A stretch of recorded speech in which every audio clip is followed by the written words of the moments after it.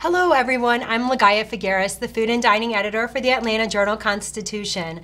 Thanks for joining us. Today is Thursday, and so once again you find us doing a Facebook Live about cheese, about wine. Normally we're out and about somewhere in Atlanta, but today we have special guests right here in the AJC studio.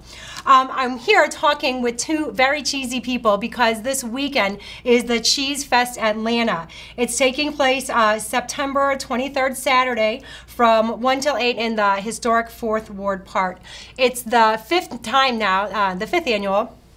So far, there's more than 500 cheeses that people can taste, and there are over 100 cheese producers. There are going to be a lot. It's unlimited sampling, so those who love cheese will really want to show up, and you can find more information at thecheesefest.com. So I want to introduce you today to the two gentlemen who are joining me. Your names are Charlie and Michael Kalish, but we're just going to call them the Cheese Twins because that's what everybody calls you guys, right? That's right. Okay, and you guys are going to be participating in this weekend's Cheese Fest Atlanta. Yeah, we'll actually be emceeing the event. So you will see two 6'6" identical twins wandering around the event and shouting over a microphone and talking about cheese. Great. Well, we're really excited to have you in Atlanta. Welcome. We're excited to have you here today. One reason that they're here is to talk to us a little bit about food and wine pairings. And they're also going to walk us through some of the cheeses, help us understand a little bit better about them, perhaps how to enjoy them better. That's right, and we've been in many different environments for eating cheese. We, on the Great Food Truck Race for Food Network, which we won, we had a grilled cheese truck. Yes, congratulations. So, that was just last year, right? That was just last year, Series 7. So you're grilled cheese experts too. That's right. But it doesn't have to be grilled to be enjoyed. And so today we're going to give you a little crash course in tasting with some Miami Rosé and some Chardonnay. Awesome. Mm-hmm.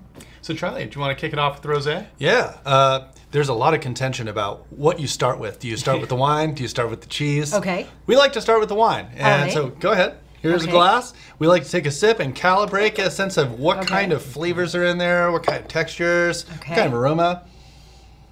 You know, it's 5 o'clock somewhere. That's right. So it's light-bodied, it's crisp.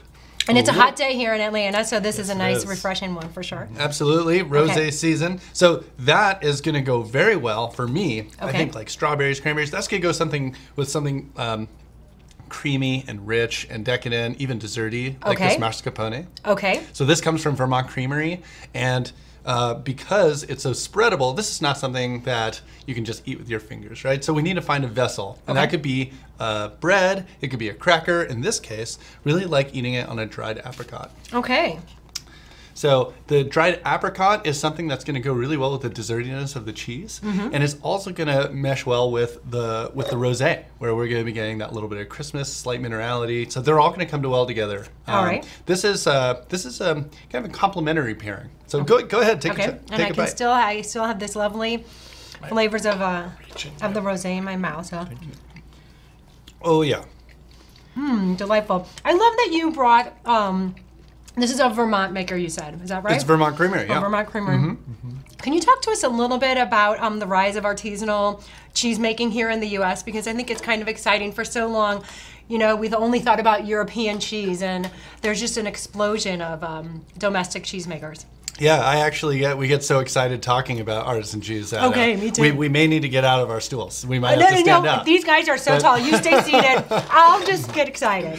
So, I mean, they're cheesemakers. We like to joke that if you put two cheesemakers in a room, you get 3 opinions. In America, cheesemakers are very creative, very independent-minded, and over the last couple decades, we've seen them multiply and start making cheeses that are on the level of European cheeses, and that's been fueled by a number of things. I mean, I think one is appreciation of wine. Okay. I think that's driven a greater appreciation for the simple things at the table and appreciation of cheese, because wine and cheese goes really well together.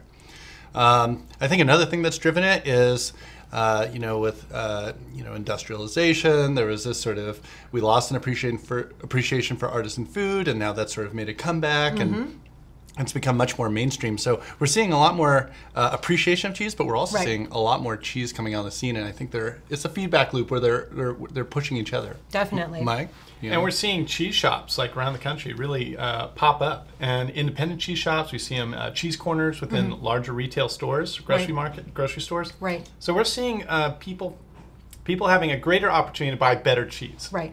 and that's just accelerating everything. Sure. I'm sure. still eating that cheese. And I am going to also say here in Atlanta we have a wonderful dining scene, and I think we also owe credit to some of our chefs who are pushing using some of the regional cheeses made around them and giving them the exposure. And then when we realize that we go shopping or whatever, we see these same labels and we get excited and we purchase them. I think there's some unity in all of that. Yeah. Yeah. Also, I think people really are taking more seriously eating well. We've come a long way from the 50s, and we're popping something into a microwave. Today, it's really about how close can you get to the source, and how well do things go well together. So, I mean, for us, going to cheese and wine, it was just another way of kind of looking back at the land, seeing what kind of bounty comes straight from it. Yes. Sure. Speaking of which, this next cheese is a Robiola that's made with cow and sheep's milk cheese. And I'll mention also, thanks chefs, and also thank you to Little Star Provisions. They actually provide us with all this cheese, which is an excellent cheesemonger here in Atlanta. Yes, Star So- Provisions, that would be Annie Quattrano's restaurant. Yes, restaurant, but it's also a wonderful artisanal shop, and next door to Bacchanalia, one of the best restaurants in Atlanta. Let's go there this after is this. Okay, right. All right, so this one Well, is yeah, Robiola. for some fine wining and dining. Okay, baby. Yeah. So the Robiola, Thank you. again, this is, the mascarpone, that's about as close as you can get to butter, almost creme fraiche for me.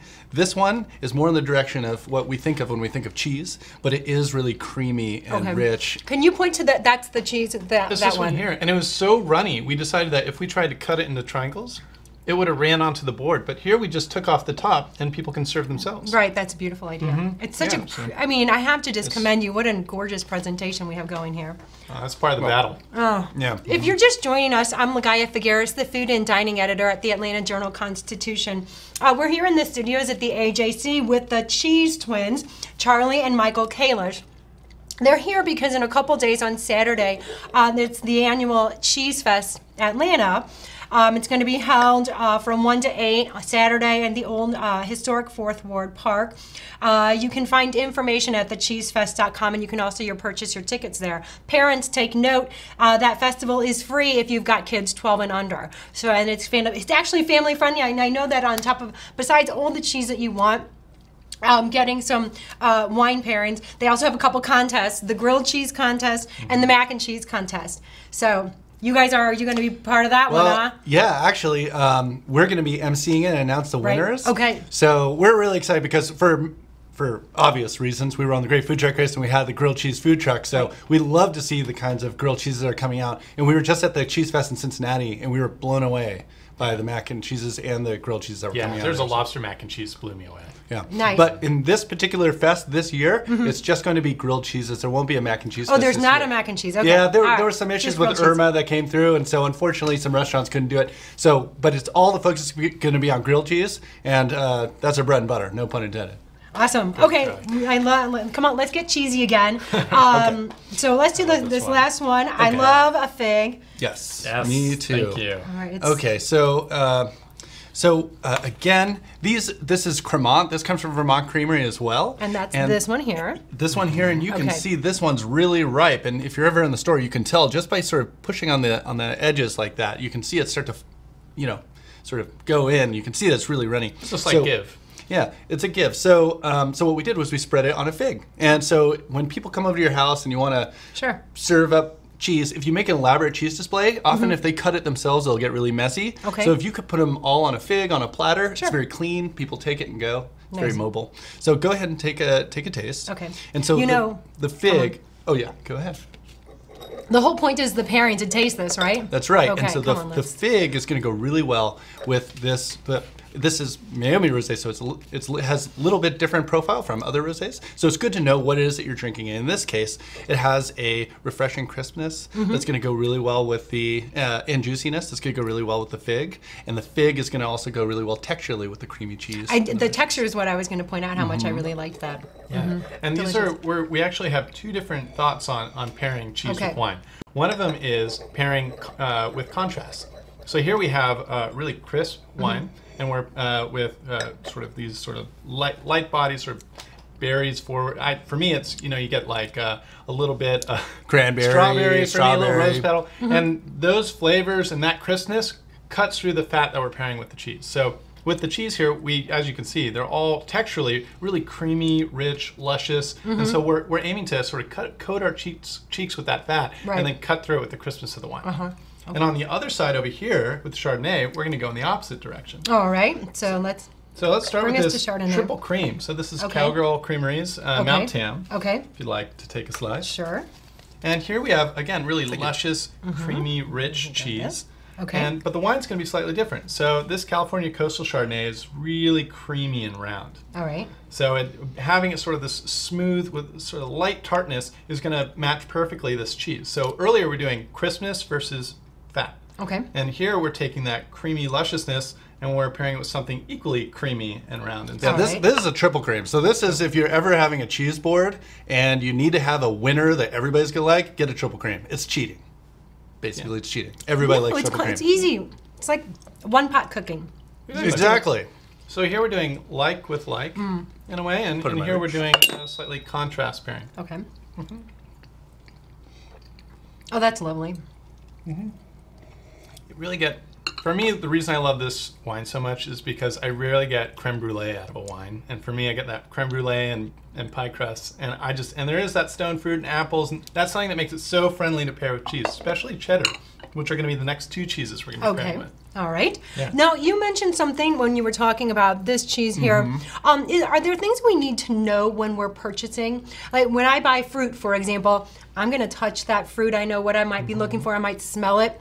When I go to buy cheese, are there things that I need to look for that I identify it as this is compare one to the other? Like, no, you don't want this one. This is the one you want. Yeah, like if you're buying this cheese, for example, if you're buying it for some dinner guests that you're going to have over tomorrow night, you might not want to get it so ripe that by the time they get there, it's a big pool or something like that. So you may want to buy based on ripeness and when you're going to use it.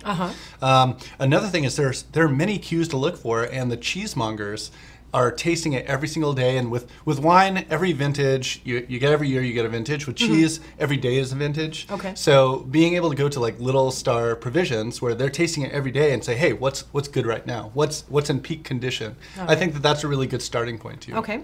Yeah, it really is. I mean, the cheese is constantly aging. These triple creams and the cheeses with more moisture, they turn really quick. So think about like if you get a gallon of milk, how long does that last in your refrigerator? Maybe a week or two?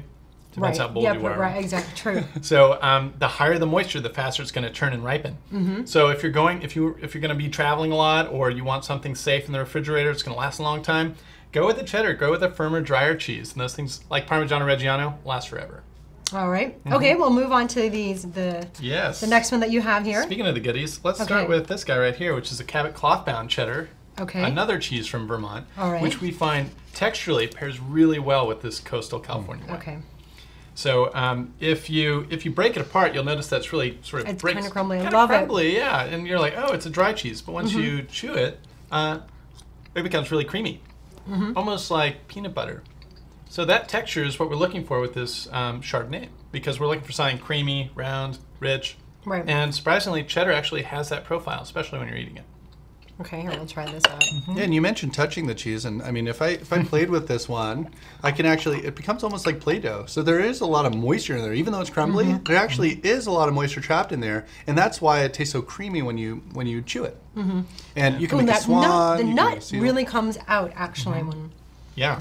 Yeah, and I mean, to Charlie's point, you work it in your hand, it becomes actually like butter. Right. So, I mean, that's what we're looking for with this pairing. That's what's happening, at least in the mouth. And you want to repeat that name of that cheese one more time? This is a Cabot cloth-bound cheddar. It's from Vermont, but you find it everywhere. If you're just joining us, I'm Ligaya Figueres, food and dining editor at the Atlanta Journal-Constitution. We're in the AJC studios today talking about cheese. I'm with the Cheese Twins, Charlie and Michael Kalish. They're here in town because on Saturday it's the annual Cheese Fest Atlanta. They're going to be emceeing that event where there are going to be more than 500 cheeses for people to sample and 100 different cheese producers along with some tastings, pairings on wine classes, learning that kind of thing, contest.